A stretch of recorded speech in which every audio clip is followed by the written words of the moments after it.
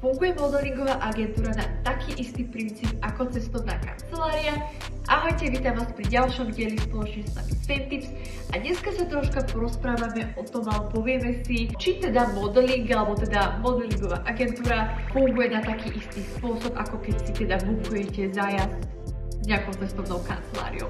V poslednej dobe sa nám stáva teda, že modely alebo teda modelky nám teda napíšu, že radi by teda cestovali do zahraničných agentúr a že či napríklad o mesiac môžu ísť do Egypta. Bohužiaľ, modeling teda nemá nič spoločné s cestovnou kanceláriou.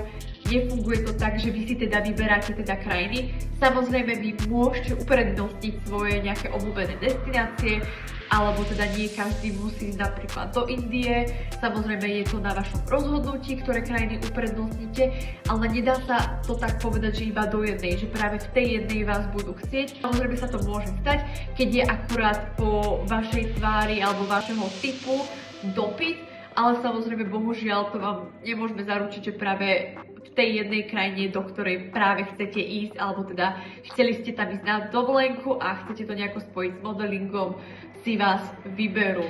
Samozrejme, my preto spravíme všetko, poposielame vás a uvidíme teda, aké budú na vás ohlasy, ale zaručiť vám to teda bohužiaľ nevieme. Tak dúfam, že som vám trošku viacej objasnila v tomto videu pár rozdielov, alebo teda tie hlavné rozdiely medzi modelingom a cestovnou kanceláriou a vidíme sa pri ďalšom FameTips. Pa, pa!